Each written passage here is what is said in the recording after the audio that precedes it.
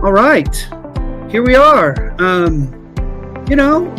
For those of you who have ever done anything like this or on technology, you'll realize that sometimes there's some last minute quirks. And so we literally just got all the quirks out, I hope. And either way, we're here, and this is episode number 94 of the podcast, you all. And the fact that I can say there's been 94 episodes is pretty, it's exciting, to be quite honest, that 94 episodes that we have engaged in on this podcast. It's pretty unbelievable to know that we've been doing this. I've been doing this for a long time. It's pretty cool. And I welcome all of you here live. It was 4 months, you all, and my guests today know that 4 months was needed on mine, because we've been working really closely together, and I'm going to get to that in a minute. And before I welcome our guests, I want to remind you all that there's some pretty exciting things coming up here in 2024. We put on this little thing called the scrappiest little trauma-informed education conference that I'm aware of, and I say scrappy because it's just that. The Trauma-Informed Educators Network conference is back for the 5th year, you all, and we are gathering in person this year in Lancaster, California. Now, let me tell you how excited I am for this, and we have an amazing partner, Learn for Life, that is hosting us in Lancaster. For those of you who do not know, it's about 45 minutes, I think, east of LA. You can fly into LA, you can rent a little car, you can carpool. And when you get to this gathering, and that is exactly what it is where disruptors unite. It is a gathering of it's going to be about 250 people, small by design. We're not doing this to make a ton of money. We're doing this to get people together around this work, where we gather, we collaborate, we learn, we connect, we walk away with relationships, new learning, and a lot of motivation to do this hard, challenging work every single day that we can. And so I will tell you that unlike a lot of conferences, we really do invest in the relationships and the connection of the conference. What we do is, after every matter of fact, we start the conference at the very beginning. We have our opening keynote, and then we go straight to what we call home groups.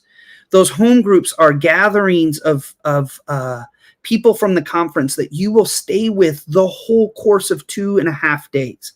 So you'll meet with the same group of people, and we have facilitators that facilitate Circle, right? Circle is a strategy. And we get to know each other, we connect, we share learnings, we share wonderings, we ask questions, and we do it in the collective. So we also are going to have an opportunity to screen a award-winning documentary. You all, it's not even out yet. And it's going to be featured at the conference. I think it's safe to say now we're also going to be giving 1/3 of a trauma certification through one of our partners on that half day. That certification usually costs more than the conference is going to cost. So there's going to be a lot to offer. Jonathan, I see you're planning a road trip. He's a fellow Tennessean, so maybe we can be on that road together. Jonathan, I hope you get to join us, and always appreciate your fire on this podcast, as well as just in life and the texts that you send me regularly. So you all, don't forget, keep those dates, June 11th through the 13th, 2024, for the Trauma Informed Educators Network Conference. Now, let me tell you, I'm super excited about tonight, genuinely, because I now see these two colleagues more like partners in good crime, and colleagues and thought partners and creators. So let me tell you a little bit about our guests tonight. The first is Dr. Julie Nicholson. For as long as she can remember, she's had an insatiable thirst for learning, and I can tell you I experienced that. Whether it's new ideas, skills, or technology, she's always sought knowledge with passion. This drives her to learn and make positive impact on a large scale, and has fueled 2 decades of leadership and social impact work. She holds a PhD in education from the University of Michigan. Oh, and that wasn't enough, so she went ahead and got her MBA with the concentrations in finance and data analytics from St. Mary's College of California. Her career spans over 20 years in educational leadership, with a primary focus on expanding equitable opportunities for underserved children, youth, and families. So that is the first guest, and I'm going to welcome you in just a minute, Julie. Now, Julie and Julie, the Julies is what I like to refer them to. Julie Kurtz, not Julie Kratz, and I'll tell that story before we get off here today.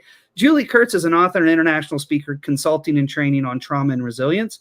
Julie is the founder of the Center for Optimal Brain Integration. She has an extensive experience working with youth of all ages. She's a licensed therapist in California and has worked as the director of non-public schools, the residential treatment facilities, foster care, adoption, homeless youth centers, education, and early childhood. She trains and consults throughout the United States in school districts ranging from early childhood to grade 12. Ms. Kurtz is the author of several books on trauma and resilience, as well as award-winning children's books on building self-awareness and resilience. So I gotta take a deep breath. You all have been busy. I want you to welcome Julie and Julie, two of my co-authors on our new book that's coming out in the next several months. So welcome, Julie and Julie. Please tell us a little bit more about you that you want us to know. Julie, take it away. I'm going to say first, I'm driving to Lancaster, California tomorrow to visit my mother. So I'm really excited about being there. And I'm just going to say one more thing besides I have a grandbaby, and that is my joy of my life now. But I'll say that I'm going to just say one thing about myself, and that's it. And that's, I honestly, when I was a little girl around the age of 6 years old, I used to have this recurring nightmare, Matthew, and Julie knows this, of this gigantic invisible ghost-like man chasing me around our standalone garage in Southern California. And every time I would have this nightmare, I knew I was in it, Matthew, but I couldn't get out of it. So I thought if I would scream, someone from my family would wake me up and save me from it. And every time I would scream, I'd open my mouth and no voice would come out over and over and over. And I now know at the age of 56, that was my trauma, and it was that symbol.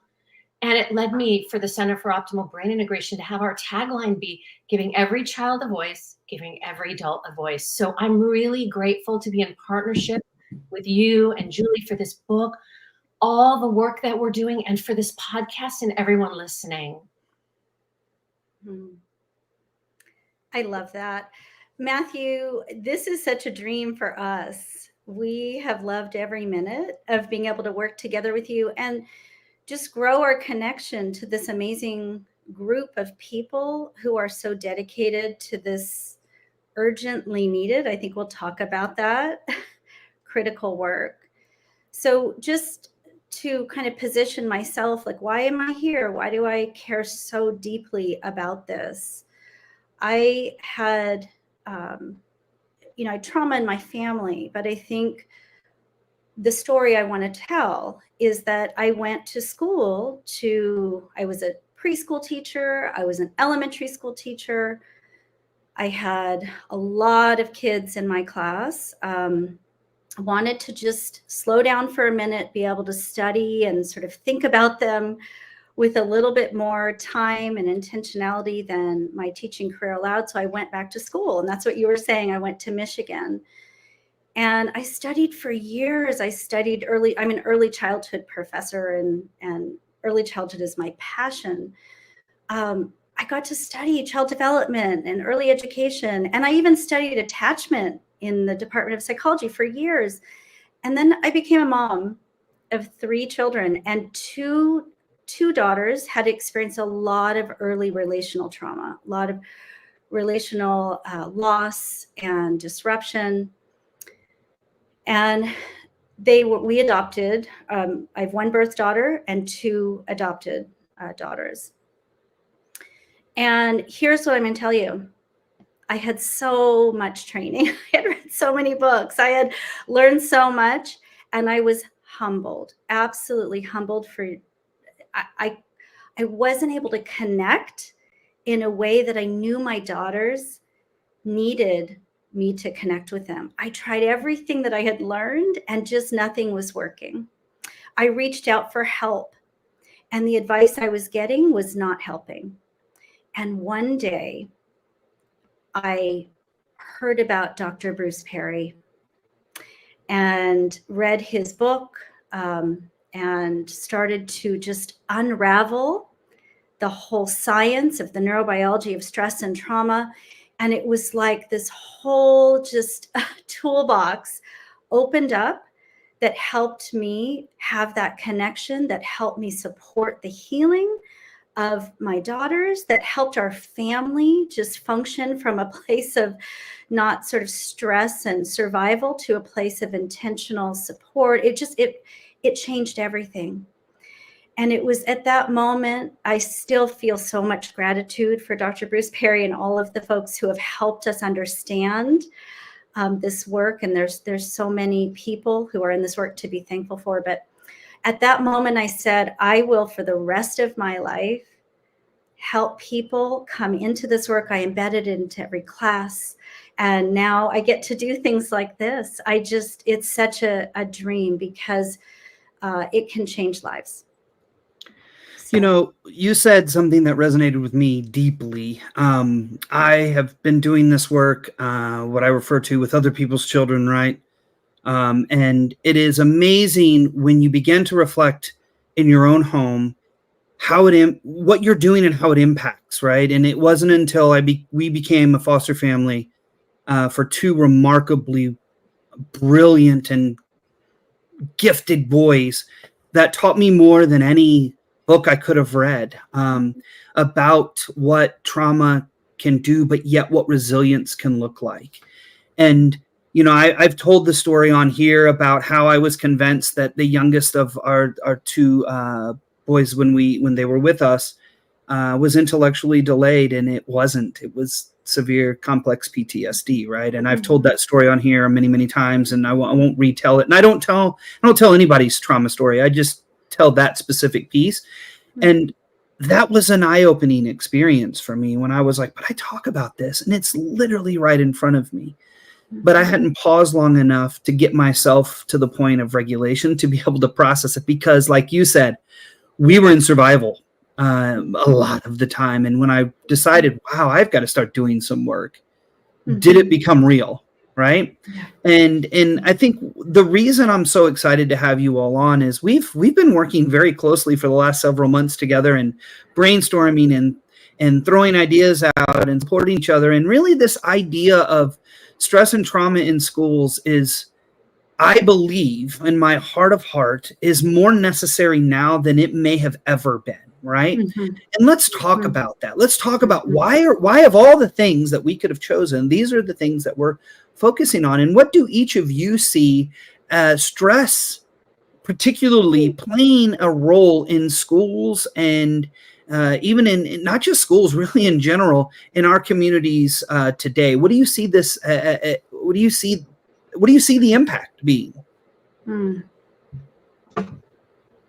You want to start, Julie? We'll build on each other. Well, I'm just going to say a couple of things. First of all, it's becoming like the new pandemic, right? This stress that is coming from multiple reasons. We're coming out of a pandemic, and half our children under the age of 6 have experienced trauma, and then it snowballs up to 70% by the time they turn 18. And then you've got technology being added, which we could go in a whole other direction around the technology contributing to mental health issues and stress. But I will say that it's so interesting in schools how we do fire drills, tornado drills, earthquake drills, active shooter drills, but we don't do emotional emergency drills. We don't intentionally teach resilience building and self-awareness and strategies. And I believe that in the old days, it was that's for home to do. And now I believe that our school system, it has to shift their mindset to be a whole child. And we need to help children build the self-awareness and the resilience. And then for trauma impacted kids, we have to remember that they're not a special set of strategies. They are the same strategies we're going to use with all kids. There's just a different conceptual underpinning, a different why behind it, which is to help children rewire their brain and body to feel safe, because it's been rewired to be on high alert all the time. And so Julie and I can go into all the strategies that we talk about and the ones that we're all together putting in our book. But I just wanted to start off with that and see, what Julie might want to add to that as well. And Julie, I'm gonna let you add to that really quick, but I have to say, when you said what you said, Julie K, you said that, people just expect it to happen in the homes. I will tell you, as a principal, there was a story, NPR did a story on the school, and it was about how we utilize leadership and empowerment as a strategy for students. And I was really proud of this. And then the story came out, and it was a rebuttal to a lawmaker here in Tennessee. And her name, I promise you I'm not making this up, she was Lawmaker Butts. She was saying that, what you just said, she was saying that we don't need to worry about social emotional health. We don't need to learn about we don't have mental health. We don't have to worry. This is pre-pandemic. We don't have to worry about any of this because this is taught in home and church. And that was literally what she was saying in public and in the legislation she was supporting here in Tennessee. And what we were saying, and I didn't know I was unapologetically disrupting at that point, I was just sharing our truth, was, that isn't true all of the time, right? And that's a lens in which many people operate, and we'll get into that lens later, I'm assuming. But Julie Nichols, Dr. Nichols, tell us what your thoughts are around what Julie K said. Oh, there's just so much, folks. I mean, here's where I want to start, is that it was worse. It was made so much worse by the pandemic. But can we just start, all of us, acknowledging that there was so much stress before that? And I want to just sort of snap for that for early education, because we have conditions in early education where we're fighting for compensation, recognition, acknowledgement, support to have what public education has. And we recognize that public education doesn't have anywhere near the resources, and that there's so much deep inequity. So it was made worse, tremendously worse, by the pandemic, but we were coming in with a lot of high stress, a lot of trauma. But here, you asked me, like, what are we hearing, right? So we have children who are coming in themselves because they absorb the stress of the people around them, right? We know that, right? They've had this very stressful experience. Many of them have lost family members or neighbors or teachers, right, during the pandemic or for other contexts of illness, gun-related, just all sorts of issues that children are managing in their homes and in their communities. They're coming in to the classroom holding all of that stress and trauma. They have a lot of learning delays, right? Social emotional delays. They couldn't interact. They weren't going to parks or to play groups, to different things, right? So they are developmentally younger than teachers are typically used to seeing. We're seeing teachers saying, wow, I know they're in a 5-year-old body, but they have the skills that are more like a 3-year-old child. And I have to wrap my head around that. And I'm not sure I know how to teach that child, right? They also are more activated, and their stress-related behaviors are very intense for teachers. And teachers are entering the classroom with more stress, right? They're feeling pressure from principals who are feeling pressure from their administrator and these kind of policymakers and others who are saying there's learning loss and we need to catch up because of test scores or what have you. So they're feeling pressure to have the test scores go up to push learning faster when children are activated and need to be regulated. They don't have their cortex available, and yet we are asking them to sit longer, to concentrate for longer periods. You're seeing recess and movement activities taken away from children. We're setting children up for failure, and their teachers were setting up for failure. They're not feeling efficacy. They're not feeling like they're able to teach the way they want to teach, feeling good about their teaching, right? And their administrators, I mean, you should speak to that, but their administrators are stressed, and we don't have those support systems to say, let's all take a deep breath. Let's have that support structure to say, you have needs too. We can't ask teachers to pour from cups that are empty. We can't ask administrators to pour into teachers when their cups are empty.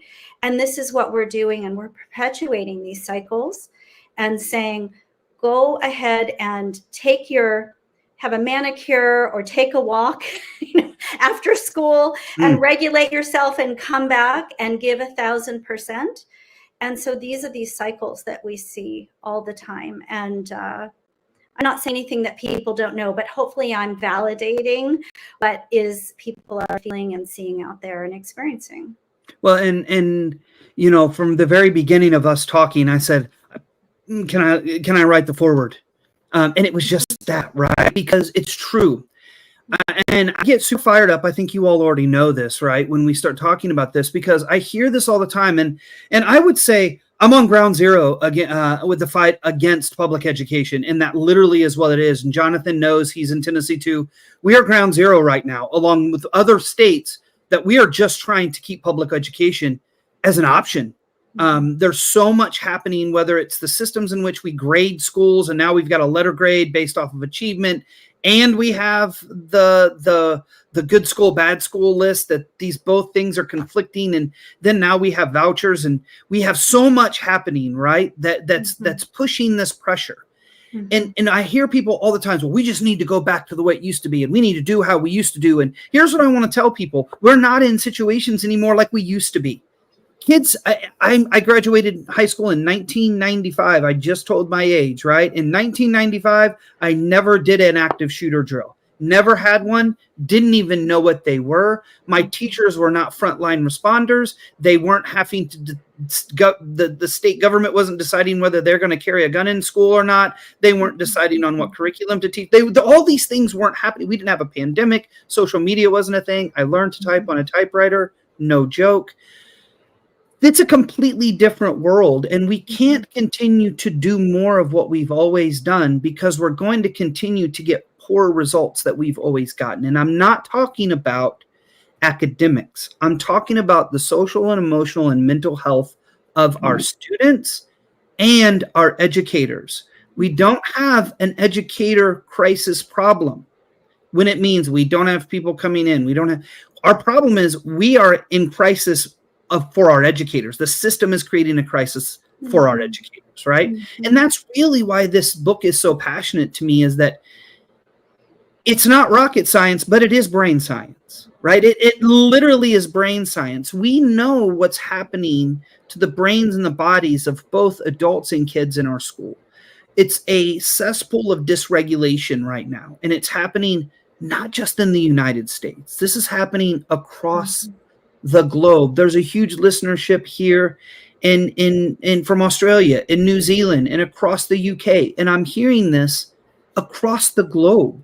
This isn't just a United States problem. This is a global education issue where we're dealing with more than we've ever dealt with, but we have to actually deal with it. So let's talk about that. What does dealing with this look like, right? Like, and we share a ton in this book, and we're still in the development stages, but what are some of those things that you all say, this is what we need to do? These are next steps.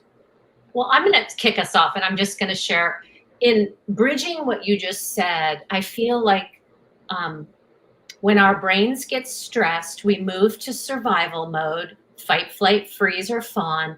And then we go to our sort of emotional brain and our relational brain, where we become more tribal. And then we other people and say, this side's bad. And then we start to divide. And I think that we need to look at that these kids and the well-being of kids is what connects us all, and what helps us all come together and say, the well-being of our country, the well-being of our planet is the well-being of our children, mental health wise. And I'm going to give one example and one really powerful story. Matthew, sorry, did you want to say something? I saw you unmute. No, I unmuted and I said, thank you. No, I'm affirming and agreeing. Just keep going. Just keep going. I'm going to tell one really powerful story, because what Julie's taught me is that we should shine a light on the collective wisdom around our country of what people are doing. And this is just one story of, and you spoke of foster care, and I've worked in foster care, and this these two moms adopted a foster child after they had been through, I think, maybe 10 foster care placements. And then they enrolled them in school, and at drop off, it was a nightmare. Just the child at drop off, it reminded them of, you're not coming back. I don't believe, I don't trust, because trauma leaves you feeling with a narrative that I don't trust people and I don't trust the world and the planet's not safe. And anything that happens in my world, I interpret as a trigger that I'm not safe. And so at drop off, it was just a mess. And the teachers had, and when I say a mess, I mean just dysregulated, crying, screaming. And the teachers had gone through trauma training and learned, oh, the number one strategy is relationship. Let me go up and hug that child. But the adult represents danger. You're taking me and I can't be comforted by you. So then they realized, because in our trainings, we talk about a safe person or a place or an object or an activity. Jeremy, I'm making that name up. Would you like to go to the safe place? And that was a trigger because it was being sent away. And then it was like, what do we do? So connecting with the moms and connecting with the collective wisdom. And the moms came up with this great idea. Let's give this child the key to our home and say, we can't go home without getting you first. And this was the first pathway that helped the child feel safe. It wasn't a person initially. It wasn't a place initially in the classroom. It was an object. And looking at this key 100,000 times throughout the day, it was the only thing that reminded this child, they'll be back. And then as the nervous system started to regulate, they could develop a relationship with the teacher and they could feel safer in the environment and they can use the safe place. But that took time and repetition over time, because teachers, this is the last thing I'll say, teachers come to trainings and they're like, I tried that one strategy and it didn't work. And it's repetition over time, repeating those messages of safety. So that's just one really powerful example about how this works. And thank you for sharing that. And I love what you said, right? Is that one strategy, one training, one time may not fit to every situation all the time, right? And I think that that's the power of this work. When it's grounded in the science, it may not be do this and this is the result, do this and this is the result. Unfortunately, as educators, Julianne, we're trained, do this intervention, get this result, do this intervention, get this result. And it's like, wait a minute, you actually you have to get to know the child. Do they need space? Do you want to say, I'm going to be over here, and when you're ready, give me thumbs up? I used to say that all the time. Do you want me to sit by you? Some kids are comforted by, some kids are not. Some kids want you to talk, some kids don't. And it is that, let's learn individual students, right? And you don't have to know their stories. We are nosy pantses in education. We want to know the good stories. We don't have to know. We just have to know what co-regulation looks like. And Julie Nichols, you brought it up, Dr. Bruce Perry, right? That regulate, relate, reason. We have to utilize these strategies and the idea of this individual student. Because again, with my three boys, something different I needed to do with each of them. My birth child and my two foster sons, they were all three completely different. And guess what? I'm completely different than my two older brothers. That's right. But it makes it so hard. Wouldn't you love to push their belly button and get a printout that says, the individual strategies I need will make $1 million? A little scan. Doot, doot, doot. What you need now is a hug. What you need to be left alone. Right. Exactly. But the easy pathway is to punish, blame, shame, criticize, expel. And then but the harder one is to look at their individual needs and to adjust. I agree. Mm-hmm. So I want to jump in. First of all, Julie Kurtz, dear colleague, I loved what you said, that one of the things and the way we love to operate, we know, Mathew, you love to work this way. There is so much brilliance out there in the world of people who are boots on the ground, who are just doing every day. They're just doing work to make the world a better place, to help children and adults feel seen and heard and validated and acknowledged, and to support their resilience and healing. And it is a gift and a privilege to be able to capture those stories and to be able to model that. We teach and learn powerfully together. And so towards that end, I want to just lift up a story from one of the brilliant humans who's out there, just like I described, doing this work. And this is Dr. Taisha Noyce. I believe you interviewed her for a podcast. She is right now, she's the coordinator of equity and access for the Los Angeles County Office of Education. But prior, she's done a lot of different roles across the country. And she shared the story and has given our permission, consent to share the story with you.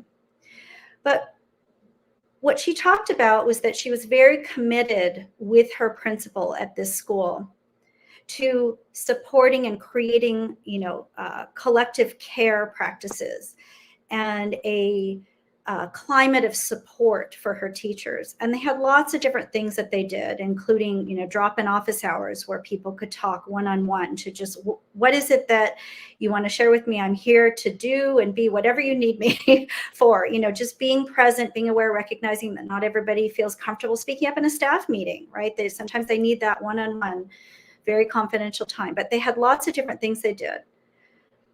But what there wasn't any thought about was how to nourish the administrators. And at one point, she said she was just starting to feel it in her body. She nourished her teachers and her staff so they could nourish the children and be regulated and available. It wasn't coming from central office for her. And she was starting to feel all of the impacts of just excessive stress. And she went to her doctor one day, and her doctor said, either you need to take a break or your body will ensure you take that break. And she stepped back. She took the medical leave she needed. But here's the point of the story, is that when she came back 3 weeks later, or whatever the length of time was, she came back to the same exact job with no adjustments, no adaptations. And that's exactly what we need to rethink. And I want to recognize it's not easy. We don't have resources. We're not being flooded with thought partnership around this, but we have a community of brilliant people who are committed and dedicated, and we can share with one another. She deserved, as we all do, and Mathew, I see you shaking your head, so I'm going to let you just kind of riff off of this. But she needed a tiger team of people to come together to say, we value her, we see you, we hear you, it shouldn't have come to this. And there are ways that we can readjust the workplace, not without her voice, including her voice, right? She needs voice and agency to be driving those changes, but to say, we value you, we want you to be able to remain in your job and feeling effective, feeling supported, feeling healthy, and we care enough to rethink what was at the root of leading to your hospitalization and your medical leave.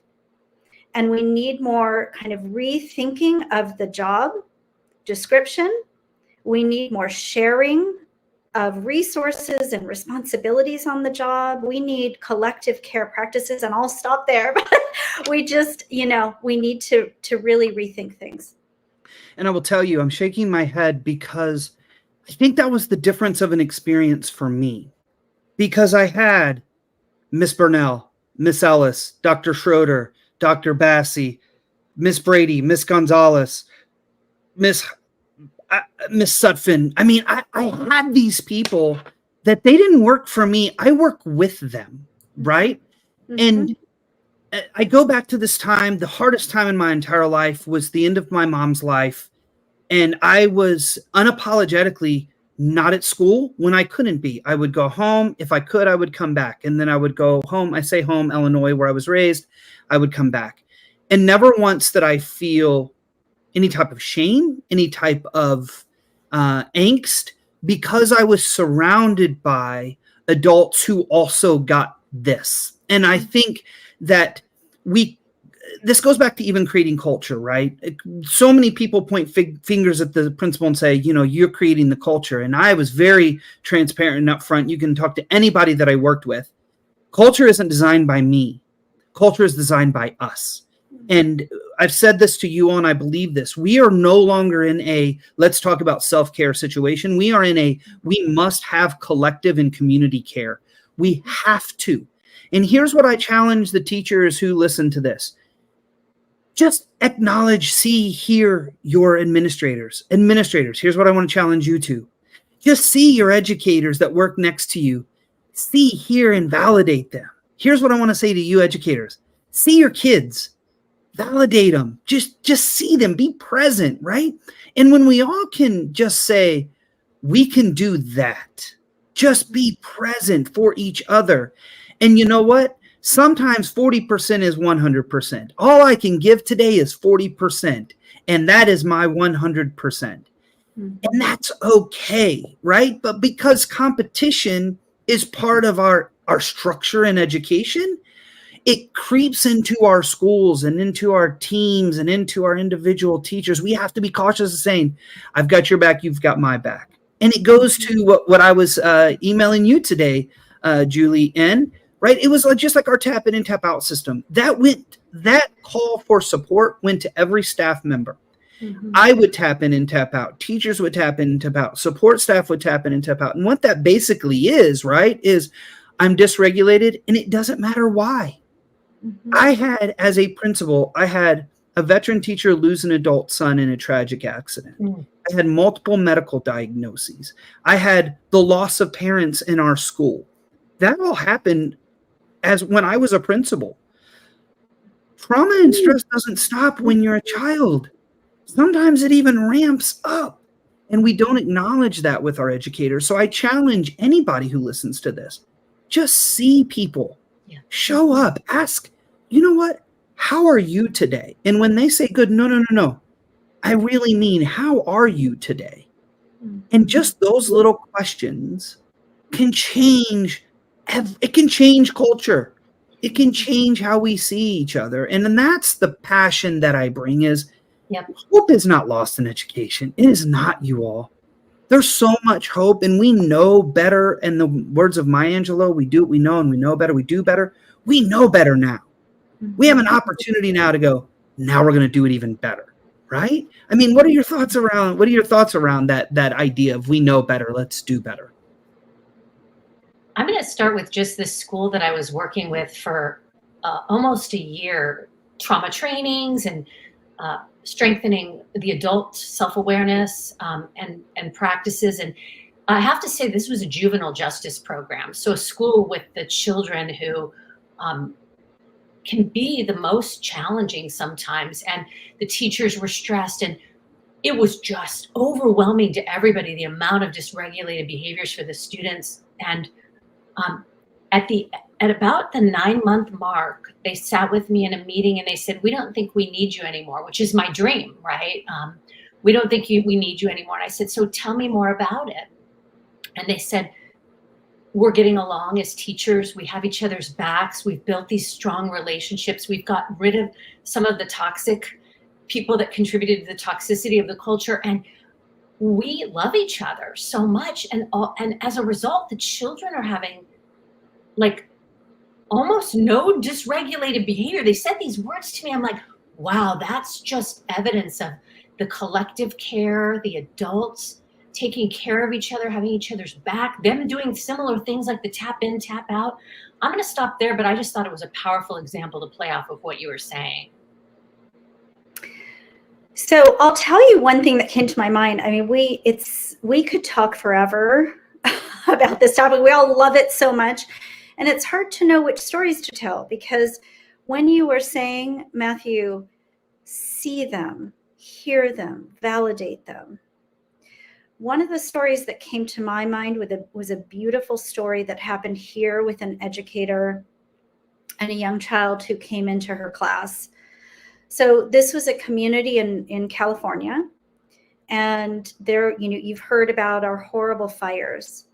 And this was a community called Paradise, California. The whole community burned down. It was a collective trauma.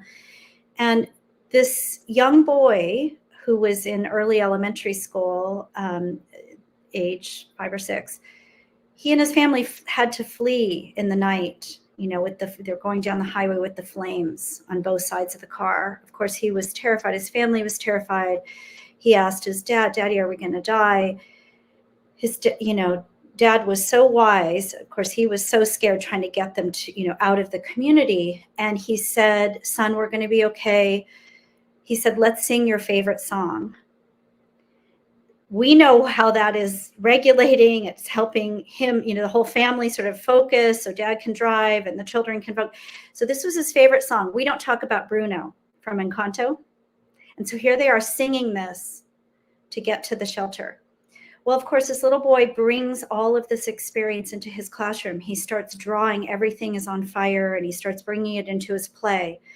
And here's what came to my mind when you said we need to see the children, we need to see the adults.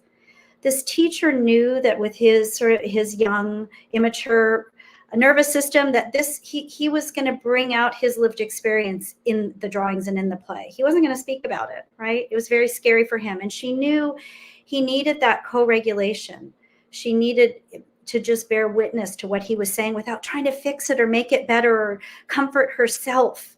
So she just sat near him. She reminded him he was safe. She was taking care of him at school, but she let him draw those drawings. She let him have that kind of play. And at one point when she felt he was ready, she just started naming what she saw, not trying to fix it or evaluate it. Just saying, you're drawing a fire. There's a car driving away from the fire. And again, over time, when she felt like he was ready, she would, add an open-ended question. I wonder if there are any people, is there anybody in the car?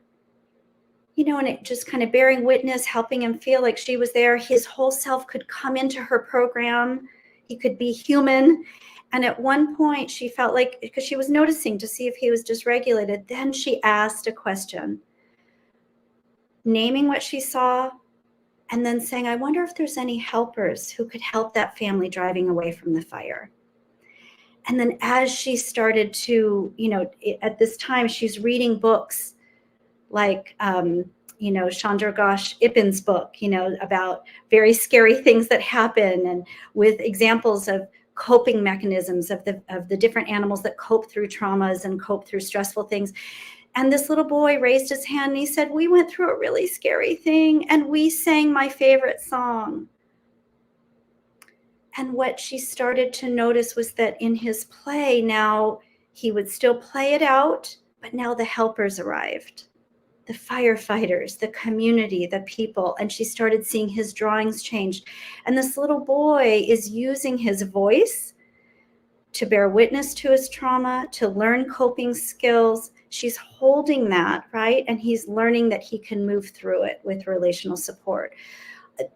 That's a very sort of thumbnail sketch of a powerful story, but sometimes bearing witness and letting people show up authentically is recognizing developmentally how they're going to tell their stories and what they're ready for, and making sure that we're aware. Those teachers needed support to bring their big, that teacher needed a place to bring her overwhelm. But she kind of created this therapeutic space for that child without being a therapist and crossing those lines. So, I don't know who originally said it. And I think it was even said on this podcast, you don't have to be a therapist to be therapeutic, right? Mm-hmm. And we're not asking educators to be therapists. We're just asking, one, that we see each other in a collective way is what I'm asking teachers, right? That your co-teacher, the person across the street, is potentially struggling with things that you can't comprehend. And you know what? You might be struggling with things that people don't comprehend. And if we show up for each other and we show up for the kids and we collectively do this work, that we will come out, right? There will be a positive impact. And Julie, that story made me think of a young man who his mom literally just texted me last week, his basketball schedule. He's now in upper high school and I am going to one of his games.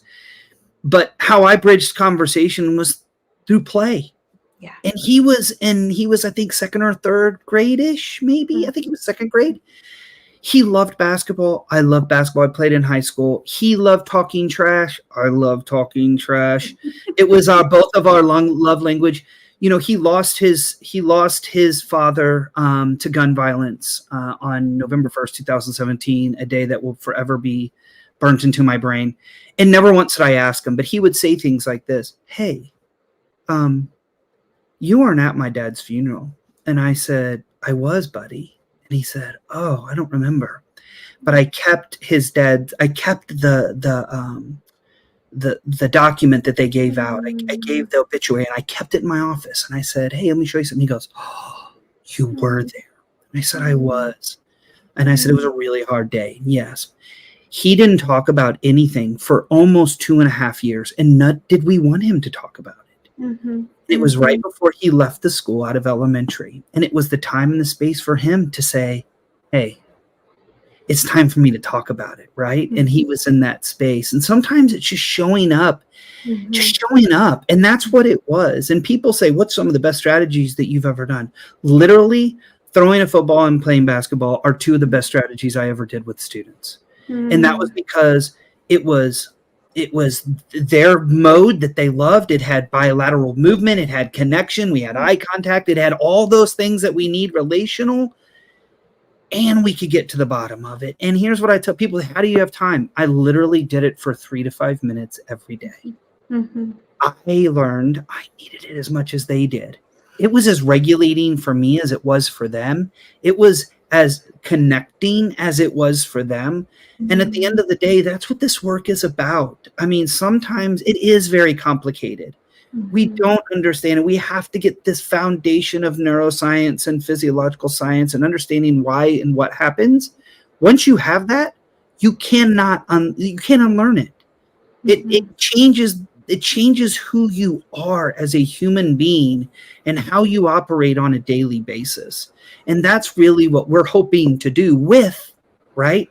A ton of stories and resources and strategies built into what we're creating for the world. And that, I think the stories though, Julie, I think you're right when we keep going back to this conversation. The stories are where the gold nuggets lie, because this is real lived experience from real people who have experienced trauma themselves and are educators, right? Both of those things are true with students who have experienced trauma. And yet everybody's just showing up human with all of the messiness and going, here's what we need to think about when we're operating in this space.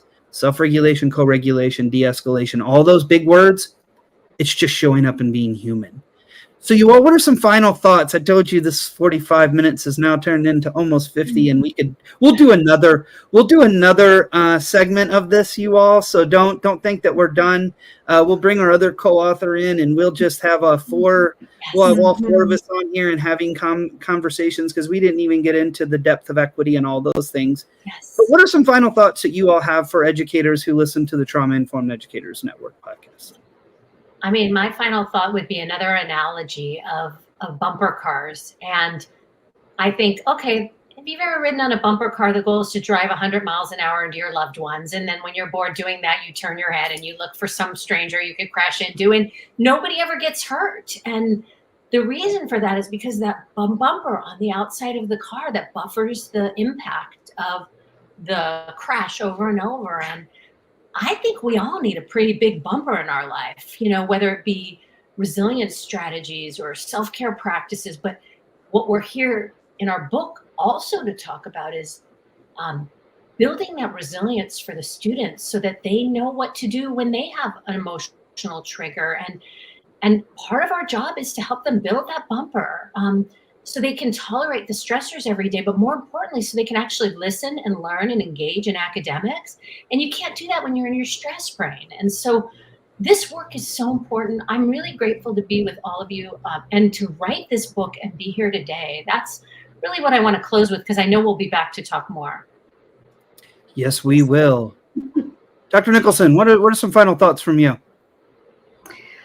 I think the biggest thing that's coming to me is just an immense thank you to every single person who is on this podcast, who is doing this work, who is educating children, youth, families, the workforce. The work you do is the most important work in this world. It's not always compensated financially, but it is changing the world. And every interaction is so powerful. every intentional day that you wake up and take a deep breath and keep showing up and doing this work and connecting to podcasts and talking to a colleague and just being there for them, bearing witness to a child. These things are so important. And I think what I want to say is thank you. Thank you for doing the work you do. Thank you for being here. And I know I speak for Julie, and I can probably say this for you, Mathew, too. Like, we want to hear what you're doing. We want to hear those little stories. We want to make them visible. It's, like I said, it's like that collective brilliance that creates the movement and the teaching and learning from one another. So let me just close with a giant hug and a giant thank you. We're in this important, powerful work together. Well, and thank you for that, Julie. And thank you for all of those of you who've already emailed me about, hey, I would like to be interviewed. Because I will be scheduling those over the next couple weeks where I'll just sit down. Jonathan, I know you're one of them. And I know there's several other listeners who are on that just say, hey, I have something to share. Right? Because what I see, Julie and Julie, this isn't our book, as in you, myself, and Ingrid are their co-op. This is our book, as in a community of educators sharing our experiences, our stories, what we know to be true. And in the words of Sissy White, who was on this podcast, who left this world last year, she said, the way we do the work is the work we do. And I think that is such a powerful thing to think about. The way that we do the work is the work we do. And that's how we interact with everybody, right? It's not just kids at school or colleagues at school. The work we do is the work we do. And so her brilliance stays with us, even though her body did not. And I think that is a great way to end. And as always, you all world and do something absolutely awesome.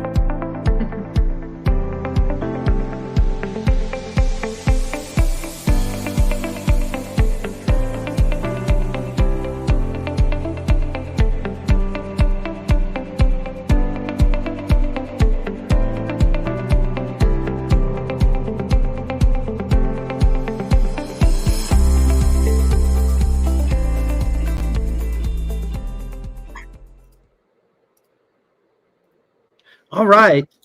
We are still live here on streaming, and we have a few people still on with us. Thank you all for your patience. This is the podcasting part. If you keep seeing me look over here, I'm doing all the podcasting stuff while we stream.